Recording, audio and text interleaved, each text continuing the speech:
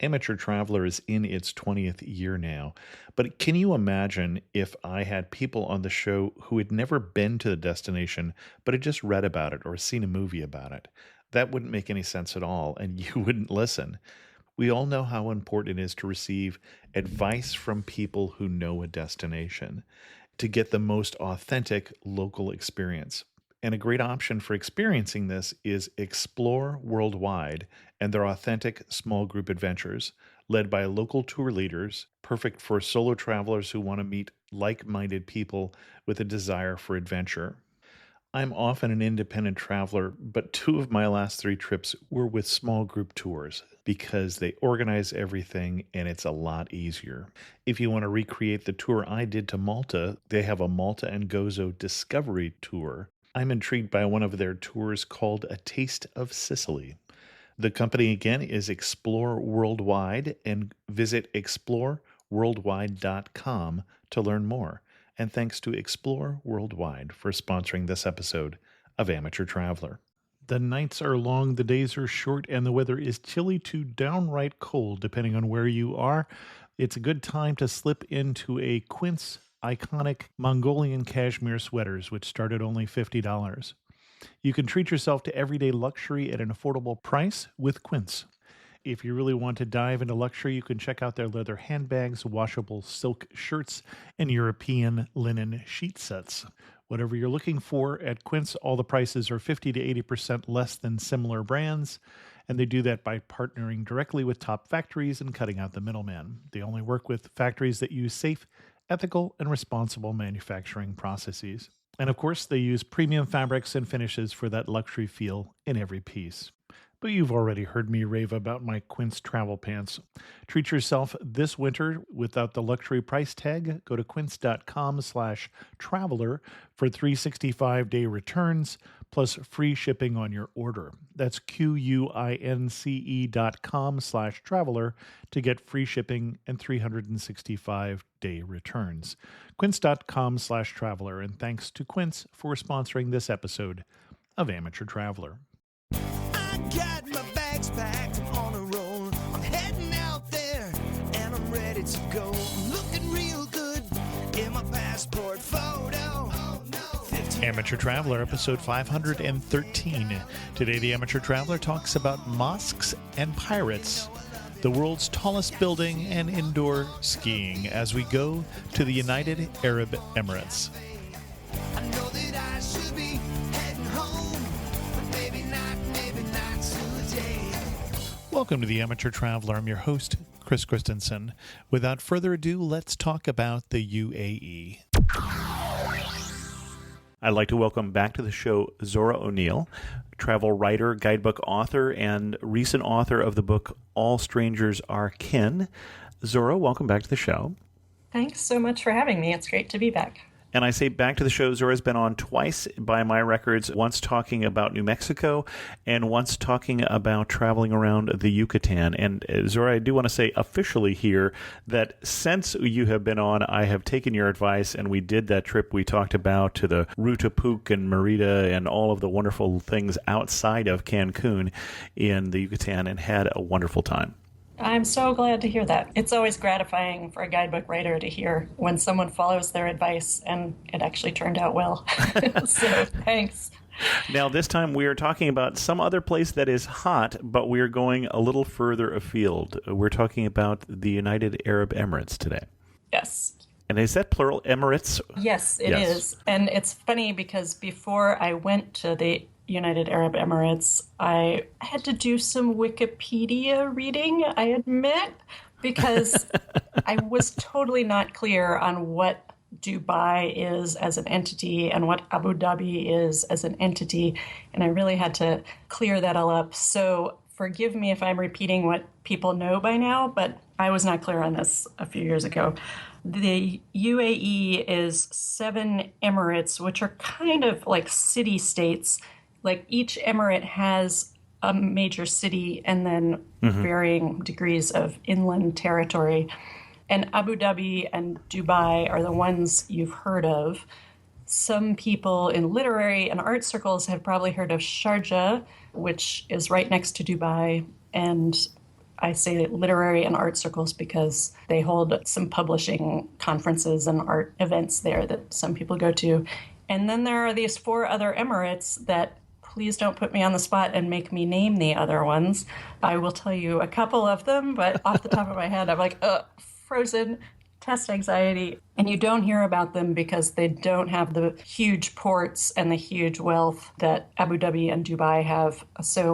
But they have amazing desert terrain, and it's really sort of the difference between the Emirates is very, very interesting.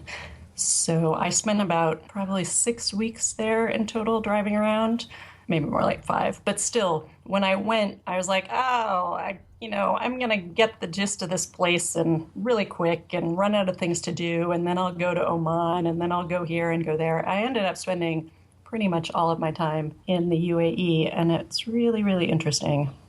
Well, and I can name the other 4 Emirates because, of course, I'm cheating. If good. you can help me with the pronunciation. Okay. So I've got Ajman. Isn't it Ajwain? I'm looking at Wikipedia here. Ajman. Oh, sorry. I'm conflating something else. Yes, Ajman. And Fujairah. Fujairah. Okay. And Ras Al Khaimah. Ras Al Khaimah, Okay. which means top of the tent because it's up at like the tippy top of the landmass up there. Everyone just calls it RAK. The last one being Al Quwain. Oh, yes, Al Quwain. Hey, well, maybe I got that close. Okay. I know, pretty good. So, yes, I was mentally squishing Ajman and Al Quwain together. Anyway. Excellent. Well, let's start with the obvious question. I know why you went, and you went as basically a quest to learn Arabic or to relearn Arabic, but why should other travelers go to the UAE? Well, I found it fascinating because I think the most Arab culture we get in America especially is sort of Mediterranean-facing Arab culture. So we get Lebanese food, we see lots of pictures from Egypt. All this stuff is sort of more oriented toward us. And what I found totally unexpected and cool in the UAE is that's all oriented toward India. And Iran is right across the Persian Gulf, which incidentally in the Gulf states they call the Arabian Gulf. So just a little etiquette point there. So I'll call it the Arabian Gulf while we're talking about it. So yeah, Iran is right across the Gulf. And then India is a really short hop across the Indian Ocean from the Arabian Peninsula. And it wasn't until I was there and sort of saw the people there and ate the food that I realized that. I mean, objectively, I knew it because I looked at maps, but I had never thought about how it manifested, really. And practically speaking, this means fantastic, super interesting food. I feel like this doesn't get enough play in all the coverage of the Emirates because travel magazines are all concerned with like the latest luxury, blah, blah, blah. And what I find most interesting about the Emirates is the huge cultural mix you can find there. So in a way, it's like a really efficient trip. you can drop yourself into all these different little enclaves and be like, oh, it's like I went to India. It's like I went to the Philippines. Well, if someone had less time than you took, say a week or two to explore the area, what kind of itinerary would you recommend? We're not going to see everything, obviously. Right. The convenient thing is there are not a lot of obligatory sites to see in the Emirates. So you have a lot more free time to just hang out. I'd say you do a few days in Dubai, do a couple days in Abu Dhabi, make sure you go out into the desert in the Abu Dhabi Emirate because that's where the real like super cinematic, duney, gorgeous rose-colored sands are and stuff. So you want to see that. And then I'd recommend going way up north to the Emirates you never hear the names of and checking that out just for contrast and getting a bigger picture of the country. And it's not a big country. It's really easy to drive around and, you can also arrange to be picked up and driven places for day trips and things like that. So it's really feasible to feel like you got a full sense of what's going on in a week. Well, and you say drive around. A stupid question here, but we're right near Saudi Arabia, and you're a woman author. Are you able to drive around without restrictions in the UAE? Oh, yes, definitely. And actually, that's the reason I ended up going to the UAE. I'm really interested in like the really old classical poetry in Arabic and sort of the pre-Islamic Arabic poetry. And Hmm. it's all set in the desert in the Arabian Peninsula, and there are like real landmarks you could go see they were talking about.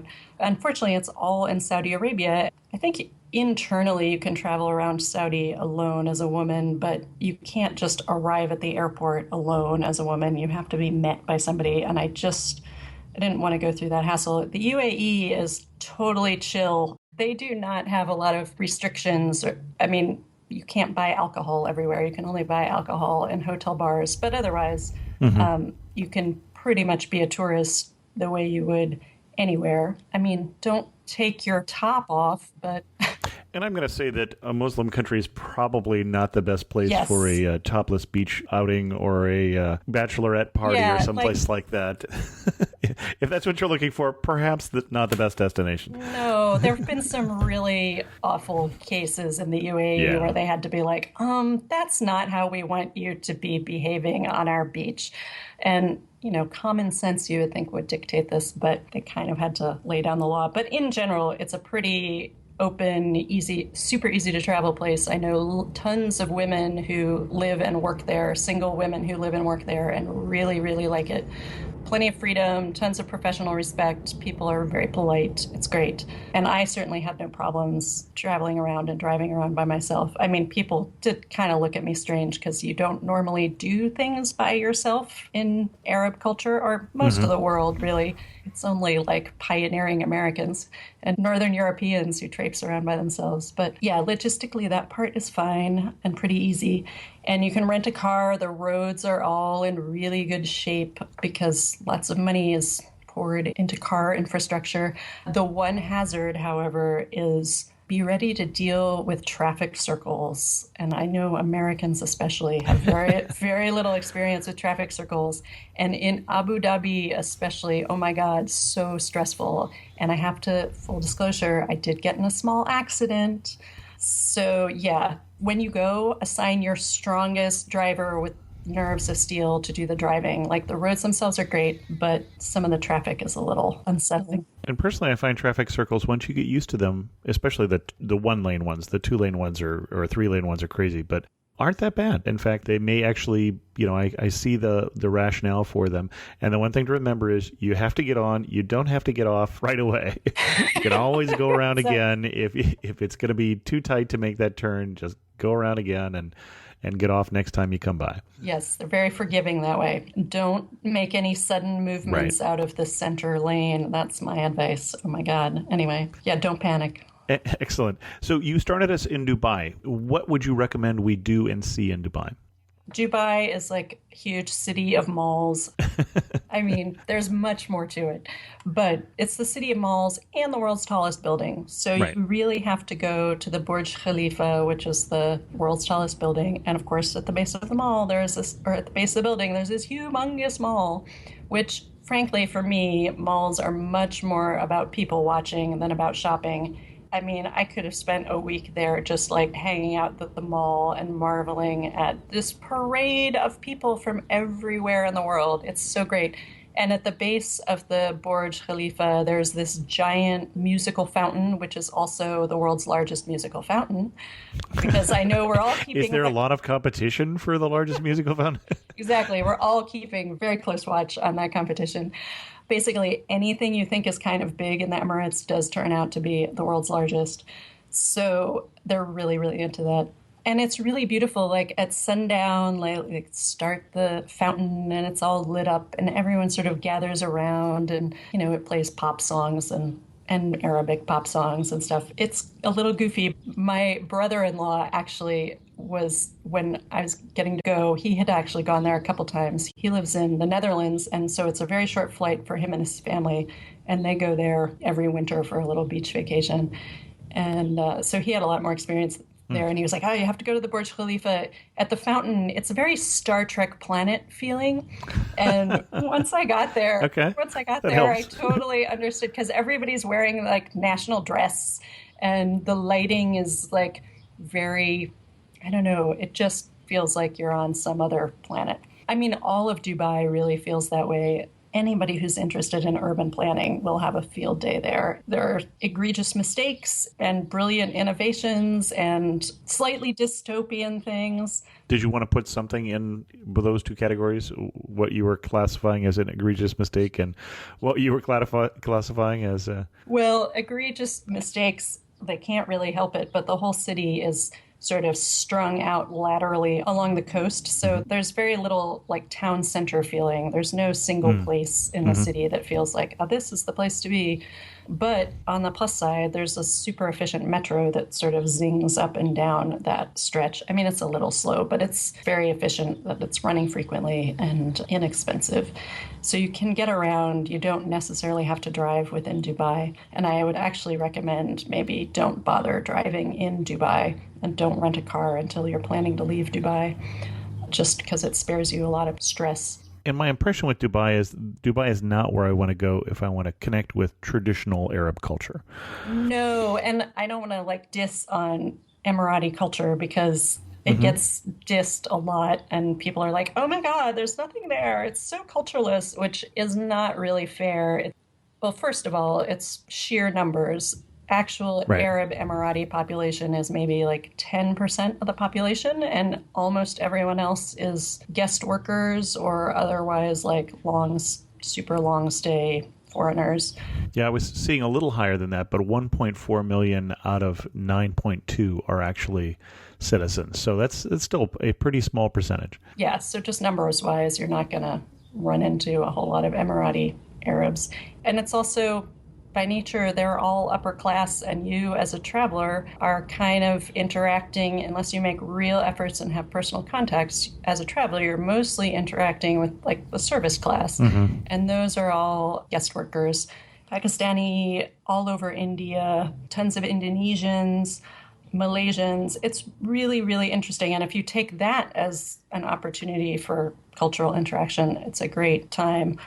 And what I was saying, too, about sort of being able to visit all these enclaves and the food is there are so many awesome, like super authentic places to eat because there are restaurants that are cooking for guest workers and they're not marketing to a bigger, they're not like dumbing down the taste to get the most customers in the door. They're like cooking for homesick people. So they're really, really good restaurants. And there's a great food tour called Frying Pan Food Adventures that actually does a walking tour around Old Dubai and like goes around to a lot of these super intense places to eat, which is awesome. And you say super intense, and I'm a little scared because I know you're from New Mexico, and we've talked about hot peppers before. So when you say super intense, if I was from the Midwest, you're saying lethal. No, I'm not even talking about, there are potential insanely hot foods you could eat if you're into that. But I'm just saying super intense in that it's, you might not be given a fork to eat with unless you ask, and you very authentic. You might have a lot of people like circling around you being like, oh my God, what are they going to do when they eat this? Like waiting for your reaction. But I think that is a great opportunity, and people are so happy to interact. And everyone, this is a cool thing about the Emirates that should have been mentioned at the top. English is the lingua franca, so you can communicate with pretty much everybody. This was a huge detriment for my Arabic studies, but I should say for my book, because I went there being like, oh, I'm sure, I'll just hang out and talk to my Emirati Arabic teacher. And of course, Emiratis don't teach Arabic. My Arabic teacher was Lebanese. She was fantastic, and I was delighted to meet her, but it was kind of funny that I was like, oh, right, I don't have this instant entree into Emirati culture. But I could get around the city great and talk to everybody about pretty much everything. So yeah, Dubai, I'd say go to a crazy mall. You can also go to the crazy mall with the ski slope inside it. We've got an article on the Amateur Traveler about skiing in Dubai. Yeah, I mean, you have to see it. It's heartwarming, actually. It like seeing, again, like people from 80 countries all skiing on this crazy fake mountain. There's something kind of utopian, dystopian about it. It's awesome.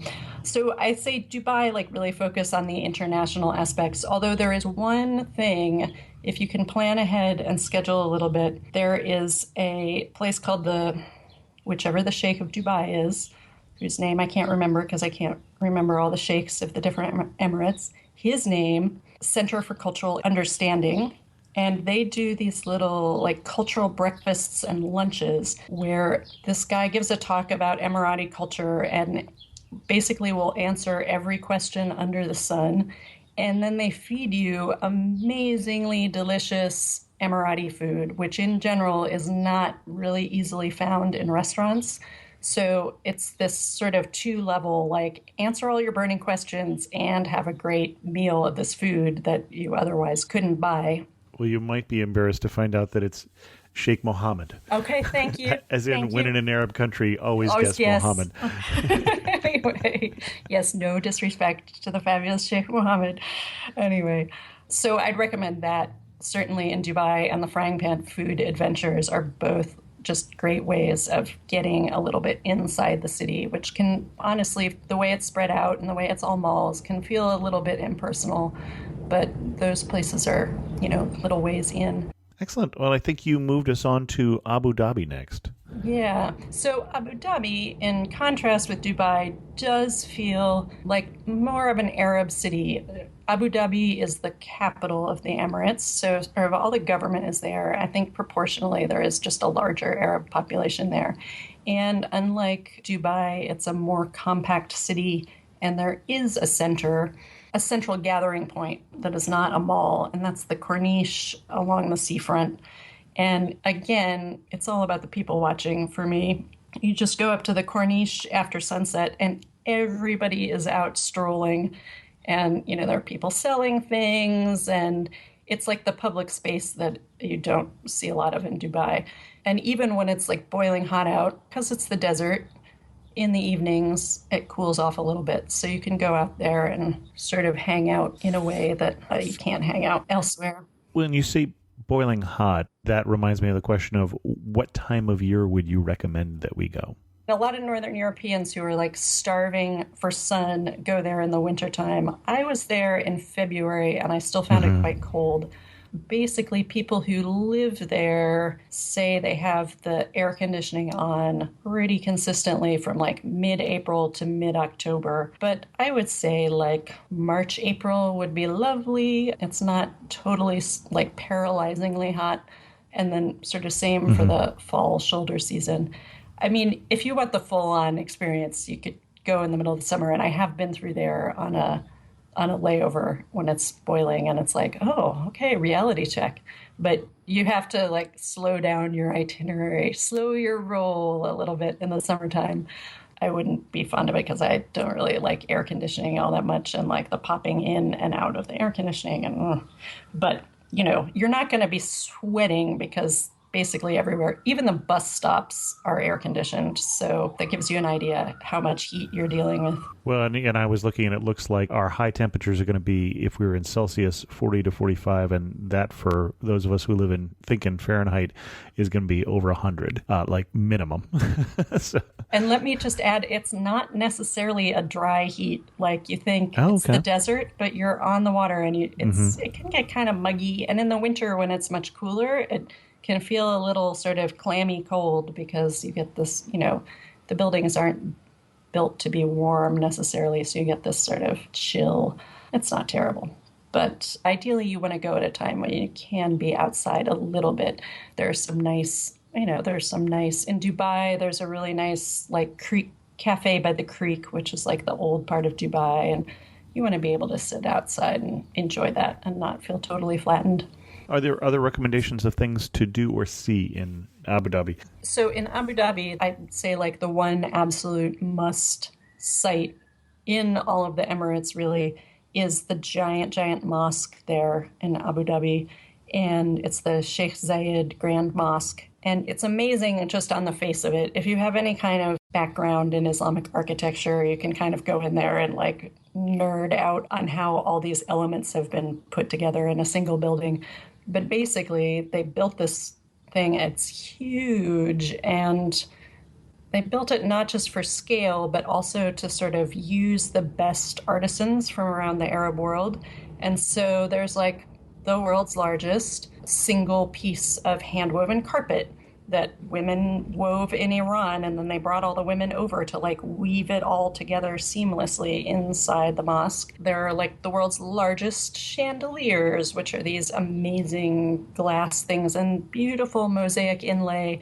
And it's great because it's open to visitors. It's like a huge tourist attraction. So you go and you get led around by a native Emirati tour guide who, again, is like happy to answer all kinds of questions. Again, it's like a rare opportunity you get to kind of pick locals' brains, and they're super nice. And it's just a beautiful, super relaxing space. It looks like something out of the Arabian Nights, or at least the Disney version of it. I mean, Yes, it is a little bit like that because there's, they're using this very like Indian style domes. It's like this weird synthesis of all these styles. It's pretty great. cool. Anything else we should do while we're in Abu Dhabi? Actually, there's a whole wing of Abu Dhabi that has been built since I was there. This area called Saadiyat, which is kind of new district, and it's the cultural district where they're putting in all these museums, a branch of the Louvre and a branch of, I can't even remember what else, but it's like every famous architect meets every famous museum, and they're building it all there. And I honestly haven't checked up on it to see how soon. I think one of the museums was getting very close to opening, but I haven't checked recently. So that would be something to look into. I went there when nothing had been built, and it was just this big, I think one luxury hotel had opened, but it was just this big open sandy expanse. And then there was basically like the installation of what the place would be like, a big display on what was being built and scale models of all the museums and things like that. And it's kind of amazing to come from somewhere. In America, we don't do large scale building anymore. We're kind of just maintaining what we have, and there's not a lot of huge visionary work happening. So it's pretty amazing. You need to tell that to Apple, apparently, who are building the new world headquarters. But Okay, well, all right. But it's interesting because that's totally private money, right? Sure, so absolutely. In Abu Dhabi, it's like top down. The sheikh has said, like, we're going to be world class in all these things. And what I find really interesting is, of course, this is all fueled with oil money, but they know the oil is running out. And basically, all their investment now is to make a city that is sustainable, that has other economies functioning once the oil goes away. So they happen to have, there's many problematic things about how things are being built and ecologically and with the labor force and things. But overall, it's astounding to go somewhere and just see that kind of vision at that kind of scale. I imagine it's happening places in China too, but I haven't been there. This is the closest I've gotten to like, oh, you're building all of that from scratch and it's gonna happen. So that's kind of amazing to see. And I'll be very interested to go back to the Emirates and see how it has totally changed since I was there in 2012. So that pretty much covers the city. And then outside Abu Dhabi, the city, but in the Abu Dhabi Emirate area, that's where I said you should definitely go out into the desert. There's a tiny little town called Liwa, which is way out, like close to the border with Saudi Arabia. And there's a beautiful resort out there that is not crazy expensive. I mean, in the realm of luxury resorts, let's just say that's not crazy expensive. Like, I briefly considered staying there, so it can't be that insane. But it's worth, just going to have lunch and sort of enjoy the view. And you can just drive this road out past Liwa, like out to Tel El Kebir, which means like the big hill, which is the understatement of the year because it is this giant dune in the middle of nowhere. And you go out there at sunset and you're like, oh my God, there's nothing. It's so beautiful. Yeah, you really feel like you're in a movie. So it's worth going out there just to get that vast expanse. Excellent. I'm wondering if you had a chance to get out while you were there to, and I'm going to butcher the pronunciation, I'm sure, El Ain. Oh, yeah, El Ain. El Ain. That's right on the border. I think that's technically in the Dubai Emirate, I think. Okay. And it's right on the border of Oman. And there's, speaking of like beautiful roads, there's this mountain at the edge of El Ain, and you can drive up to the mountain. And the road up there is one of these, I think the Germans built it. It's like this beautifully smooth, perfectly curved and banked road. And you're like, zing, you feel like you're in a car commercial. Feel like you're in a car commercial for like most of the Emirates. But it's like this beautiful view over the desert. And down at the base of the mountain, there's this neat zoo nature area, which I didn't get to spend enough time in. It was really, really neat. Very low-key zoo, not like stuff all in little cages. And it's just interesting. El Ain is also really sort of the second city of Dubai, and it's where I think traditional families like still keep a house in El Ain and like use that as their inland hangout.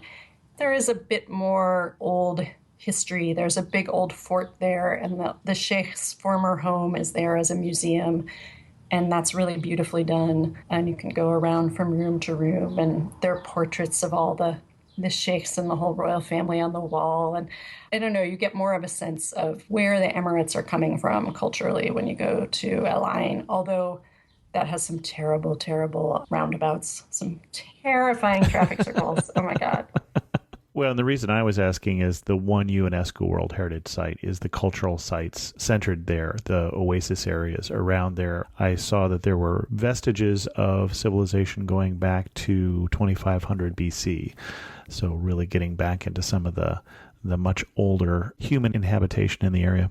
I'm embarrassed to say I did not go to those. That's okay. There's only so much time. Right. I was too busy admiring the old neon signs in downtown El Ain. It's funny, Dubai is so like super modern, latest technology, and El Ain is like two-story buildings at most and like groovy old neon and everything. So you kind of get this like, oh, that's what things were when they first got stuff in the 70s, when they first started building up the infrastructure in the Emirates, and that it's like frozen in time. I think it's the Hilton there is such a throwback. It's awesome if you have any love of like retro, weird, kitschy, retro 60s stuff. Excellent. And then you wanted to take us up to the northern part of the Emirates before we finish up here. Yes, so there's much more to do up there, and I'll just tell you what I did, but I feel like it's representative sample, and you can probably go deeper into the natural stuff. But I went to Ras Al Khaimah, or RAK, Rock, as they say. I went up there because I had somehow frittered away all my time driving around and around in traffic circles. And I was like, I meant to go to Oman also. And there's this funny little part of territory that is this non-contiguous piece of Oman, like the very tippy point of what would be the Emirates, like the closest point to Iran, which is just across the Gulf. That actually belongs to Oman and not the Emirates. And it's this beautiful territory of just this, if you look on a map, it's like all these little disparate island kind of, it's like, it looks kind of like shredded fabric or something, just this little patchy pieces of land. And it's super clear and beautiful water. And basically you can go to Ras Al Khaimah and do a day trip to this little patch of Oman and take a little boat around. And it's a very common trip. But once you're out there, it's so beautifully remote. You're seeing these villages that the Omani government kind of wanted to keep people in villages and not have them all desert their villages and move to the city and go broke and stuff. And so the Omani government like ran power to all these places, but not necessarily roads. So there are these villages that are like on the water that are traditional fishing villages, and they've got power and they've got kind of the basic amenities they need. And then to keep them there, actually, as further incentive to stay there, they gave them very good fishing rights. So there are these villages that are kind of like they've always been, but people aren't totally miserable in them. And you kind of cruise around on these boats, and they're like, we saw like big schools of dolphins and like gorgeous fish in the water. And it's just this, you don't necessarily think of that kind of desert water area as having teeming with life, but it was fascinating. And you're like cruising around on this traditional wooden boat. It was really great. And I think that's kind of a great antidote to the huge new city building. It kind of gets you back reminds you that people have been living there since whatever, 2500 BC, whatever you said. And this is a lot of the way they've been feeding themselves and building up culture for all that time. And if you're at all into desert, I'm originally from New Mexico, so some desert stuff, I'm like, yeah, I've seen it before. But the desert territory in the Emirates, like both that huge, duny, sandy desert and the really rugged mountain parts up in the north part of the Emirates, like in Ras Al Khaimah, are really striking and just gorgeous. Like the rocks are gorgeous colors, and it's great. And it's just nice to see a contrast to the cities. And to see the desert, is there a particular place that you would recommend we go, or is it all around us, or what? It's kind of all around you. The Emiratis really see the whole desert as their birthright, and like everybody owns a four-wheel drive car, and everyone just feels as though they can drive wherever they want and camp wherever they want. There's no great regulation or anything. There are a couple designated nature parks. I mean, it's not a total crazy free-for-all, but in general, that was what I found most impressive, was just like people do feel free to sort of drive off-road and go do their thing. Obviously, don't do this if you have zero experience doing it, but there are lots of guides to driving around the desert in like very good detailed guidebooks with recommended really rugged trips you can do, and, you know, sort of laying out landmark by landmark how you would drive and certain dirt tracks and things like that. So if you're up for that kind of adventure, it's awesome for that, because you really can do it on your own if you want to, and just sort of strike out, you know, put the supplies you need in your car and take off. And I know a lot of people who live there do that pretty regularly. And you can also, like in Dubai, there's a company called Platinum Heritage that does these really nice desert trips. Sort of the standard tacky trip is something called a dune bashing trip, where they take you out in like dune buggy things, and you drive around, you make a lot of noise, and then kind of hang out and you come back. Like, there's nothing particular about the place in those dune bashing trips, and they might be fun. I haven't been on one.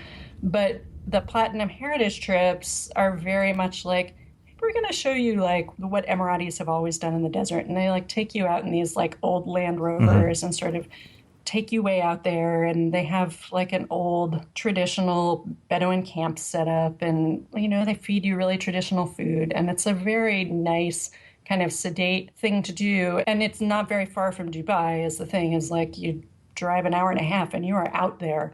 So that's the nice thing, is it's all very accessible, this wilderness. And up farther in the northern area, I'm pretty sure there are one or two sort of nature parks up there, although because I kind of committed to this little Oman day trip, I didn't end up following up those other leads. So I can't say specifically. I can say that Oman day trip was awesome, and I totally recommend it. Okay. As we start to wind this down, what's going to be the biggest surprise for me when I finally get to UAE? I think the influence of India, I think, is one of the huge things. And it's not just because there are a ton of Indian guest workers there, although that kind of keeps it alive. But like, you really see it historically, and like you understand, like, that's how the spice trade was happening. Like, stuff was coming from India to the Arabian Peninsula and getting, you know, like there are these trade routes that you see in dotted lines on maps, and then you kind of see how they played out and what they built in this area. I'm kind of saying that in a very broad strokes way. I think a lot of the spice stuff happened in other parts of the Arabian Peninsula. Dubai, and specifically, was very wealthy from pearl diving in the Gulf. And I think actually that reminds me of one of the things that really surprised me. I went being like, oh, you know, it's the desert. It's desert Arabs, it's Bedouins. And then this is a thing I describe in the book, All Strangers Are Kin, where I went to the Dubai Museum, and I'm kind of going through there and seeing all these displays about the old pearl trade and all these different things. And I happened to pass this little tiny room, and they were like, Bedouins. You know, the sign was like very cryptic, and they were like, Bedouins. They are very strong and very honest, and sort of this mythical language. And it said they and not we. I was like, oh, that's like, I hadn't really thought through all the terminology before and how people see themselves. And I think what was most surprising, I kind of stood there and like, put it all together. oh, Dubai faces the water. That's the seagoing Hmm. culture and the pearl diving culture. And it's still really alive. These beautiful, beautiful wooden boats that are still being built and, used to ship stuff across to Iran and stuff like that. And they're like moored there along the creek in Dubai, and people are loading stuff on them, boxes on them of like ovens and refrigerators. I mean, they all say made in China. It's like Hmm. this crazy collision of different levels of trade and stuff like that. Speaking of that, the RAK, which I will not attempt to pronounce again, that in the late 1700s, very, very early 1800s, to the British, that was the piracy coast. Mm-hmm. And so, yeah, they were definitely sea facing and not all just pearl divers at that point. Yeah, and I think one of the early sheikhs in Dubai was totally unapologetic about that. He was like, the Emirates was part of the British Empire for a while in a very like I mean, they were part of it, but they weren't an official state or anything. And the sheikh was very unapologetic. He's like, "Yep, we made our early money on smuggling. Like we're legitimate now, but at the time." And I actually have a friend who did that Oman day trip I was talking Hmm. about, the little boat trip. And she said when she was up in the town in the little tippy point end up there before they were getting on the boat, she was like, "Oh, yeah, I'm just, we're sitting there waiting to get on the boat. And meanwhile, the next boat over is being loaded with like cases and cases of cigarettes and things like that." And she was like, how dubious. And actually, the guide on our boat trip was saying like there's tons because it's like I said this strange little patchwork of land and sea Hmm. and stuff, and everybody has a boat, and Iran is like right over there, so there's a lot of back and forth. Not all officially sanctioned trade is the impression I am getting. No, and some of it involves livestock. There Okay. was some story about like people are trading like certain consumer goods from the Emirates for like very good sheep, Okay. very tasty sheep from Iran. I mean, this may be something they tell tourists. I have no idea. But I do love the idea that, like, under cover of the night, these little boats are going out filled with cigarettes, and then they come back filled with goats or whatever. Excellent. But before we get to the last four questions, anything else we should know before we go to the UAE? Well, I would say everybody always asks, like, how do I dress in a Muslim country? What do I do? Hmm. And dress conservatively. And So cover shoulders and no decolletage and cover your knees. yeah, of course you go and you'll see plenty of cleavage all over the place.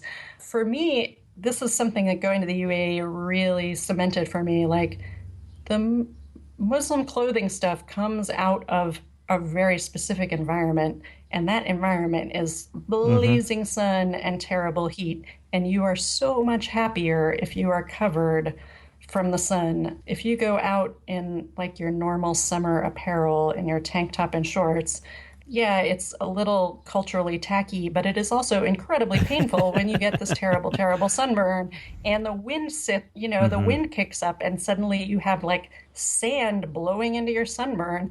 Like there is a reason people dress like that. And you see it very, very clearly. There was a terrible sandstorm when I first got to Dubai and like you couldn't Hmm. see for 3 days. And then I was out in Al Ain actually driving around and there was this other horrible sandstorm and I got back to the hotel and I'm like gritting my teeth, bracing to run to the door of the hotel. And these women were getting out of the car next to me and they're in sort of head to toe black, the traditional abaya and they're wearing their headscarves like cinched Hmm. down super tight and face veils. And I was like, oh, they're not getting sand in their teeth. They're not getting sand in their hair.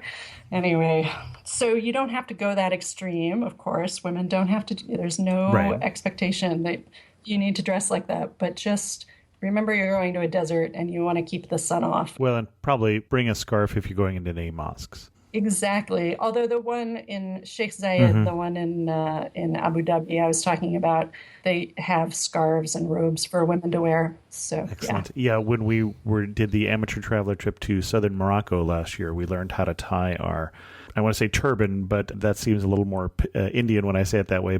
And then how to pull the one part of it down so you could use it over your face. And there was one point at which it was just before we went out into the desert, and the wind was blowing, and we all thought we were going to be needing that. So yeah, Right. You're like, actual concrete tip. Right. Not just, a salesman's shtick. Exactly. It really is useful. You're standing in the prettiest spot that you saw in the whole UAE. Where are you standing, and what are you looking at? I think the Sheikh Zayed Mosque, they're just like the internal courtyard and the stone inlay, and then you see like little glimpses of the colorful hand-woven rug inside, and the scale of it is so dramatic. The arches are huge and the people are all quite small.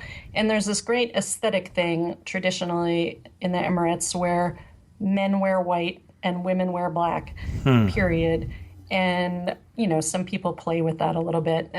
But because everyone, the women have all been given their official Sheikh Zayed Mosque robes to wear on the tour and stuff, that kind of cements this image. And you kind of look around and it's this very serene, little pops of color from the rug and the stone inlay, but there's basically the white stone and then kind of everybody standing around in little black robes and things. It's gorgeous. It's really relaxing. One thing that makes you laugh and say only in the UAE. Oh my God, there was so much of that. I mean, I think I said that every time I went around a traffic circle. I stayed with a woman in Abu Dhabi who I found on Airbnb, and a lot of the Airbnb stuff is just like, condo rooms, but this was a room in someone's house, like very middle class house in Abu Dhabi. And she was wonderful. And she almost would not let me leave. She and her husband were like, oh, no, stay for lunch. And then I was like, but I have to get on the road. And they're like, no, stay for lunch. And then as soon as I ate lunch, they were like, wait, we have dessert. And sort of pinned me to the couch and gave me huge servings of dessert. And then they're like, oh, it's just not safe to drive after you've eaten a big meal. You really need to stay and take a nap. And I was so tempted. I was like, I could stay here and have you feed me things forever.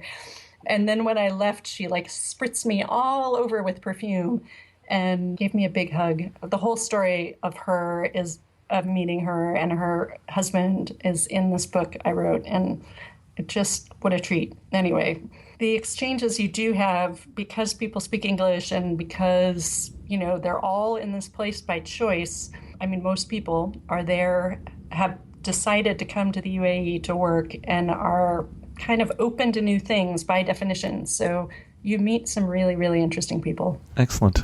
Finish this thought. You really know you're in the UAE when what? You really know you're in the UAE when you see a total girl gang striding through the mall, like super girl squad, and they're all wearing black abayas or, big black robes, and they're sort of billowing out, and they have them kind of unzipped so you can see a little bit of their super couture clothing, glimmering underneath. And the style with these women is they put their hair in these huge beehives and then put the sort of loose headscarf over that, draped over that. And usually huge, heavy black, Amy Winehouse eyeliner. So these girls just look, it kind of gave me slight flashbacks to the girls who wanted to kick my butt when I was in middle school, Where I was like, I'm back in the mall in Albuquerque. I'm going to get my butt kicked by these girls. But I don't know. It's just, the fashion is fantastic. You think everyone wears black, everyone wears white. There's nothing, but there's some fantastic style. Excellent. And if you had to summarize the country with 3 words, what 3 words would you use?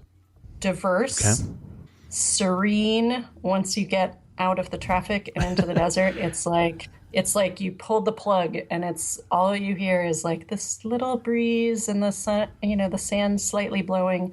It's amazing. Okay, diverse, serene, and commercial. It is unapologetically, this is what happens when capitalism is given 200% free reign.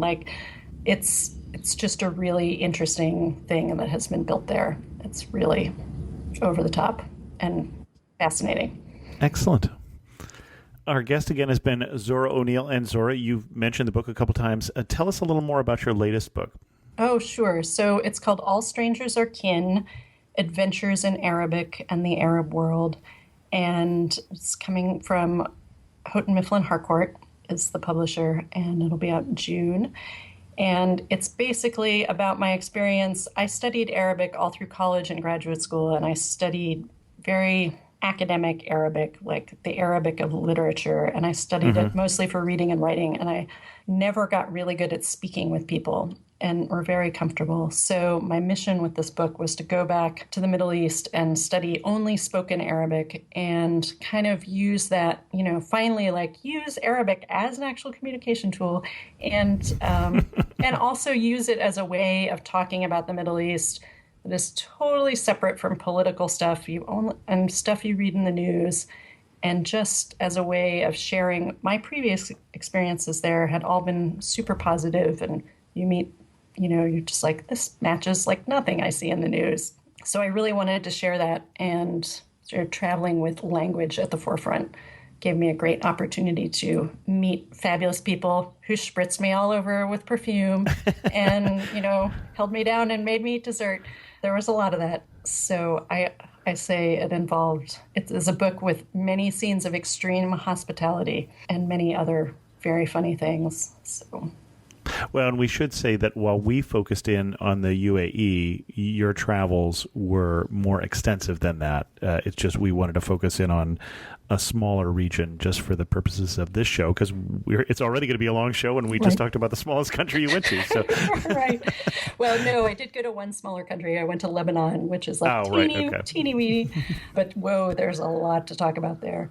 Yeah, the book covers Egypt, where I have the most experience and where I had previously studied Arabic and lived for a while. So Egypt, and then I went to the UAE and did a little side trip to Qatar while I was there, and then Lebanon and Morocco. And I picked all those 4 countries because I really wanted to talk about what was, the phrase is the Arab world, and it makes people think it's a single place when in fact it's a collection of all these countries where people happen to speak Arabic but don't necessarily have a ton of other things in common. And in fact, the Arabic they speak differs widely from country to country, which, hijinks ensue when you try to study in one country and then move to the next one and try to learn that dialect. And by the end, my Arabic was very, very broken, but I felt like I had learned so much more than I even anticipated. So. Excellent. Well, Zora, thanks for coming back on the show and sharing with us your travels, a little piece of them, and your newfound love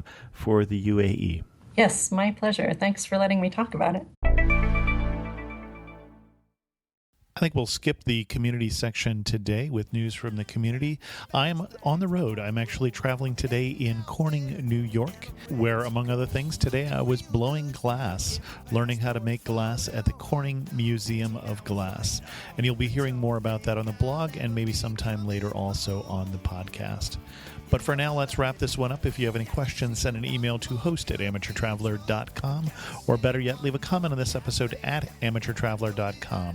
And before we start talking about where to go next, is the time to join us at amateurtraveler.com/trips, our private Facebook community. And as always, thanks so much for listening.